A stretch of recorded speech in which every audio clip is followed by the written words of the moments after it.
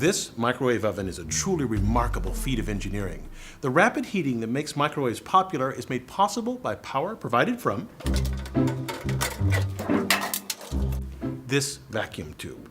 Now, if you picture a vacuum tube at all, it's likely in a radio like this. Inevitably, tiny transistors and microchips replace clunky vacuum tubes, but it's too soon to relegate them to the museum. Microchips can't easily replace tubes for producing power, for example, in heating food. Now, a microwave contains three main components. A vacuum tube called a magnetron. It generates the energy that heats food. A waveguide hidden in the wall to direct that energy to the food, and a chamber to hold the food and safely contain the microwave radiation.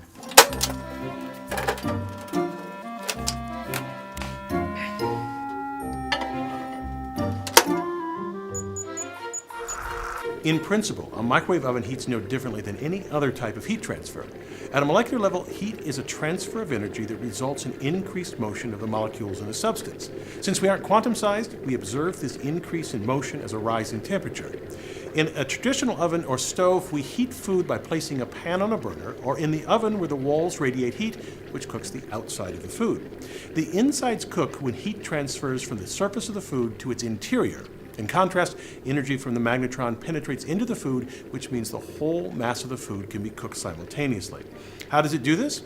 Well, our food is filled with water, which is positively charged at one end and negative at the other. To give these molecules more energy, we expose it to electromagnetic waves that emanate from the tube. By definition, the waves have the electrical and magnetic fields that change direction rapidly. For this oven, the direction of the fields change 2.45 billion times per second.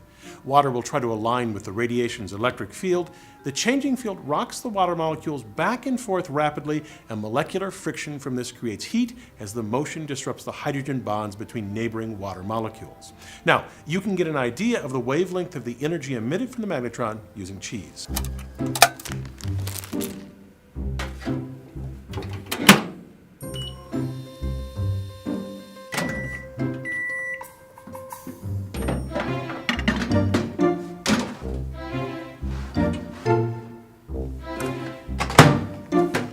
Now, you can see on here sections where the cheese is completely melted and other sections where it's completely unheated. The oven's metal walls only reflect waves of a length that fits inside the oven. This standing wave causes hot and cold spots inside the oven. The three-dimensional pattern of waves is difficult to predict, but the principle can be seen by looking at the waves in a single dimension. The peaks and valleys in the wave represent the greatest energy of the wave.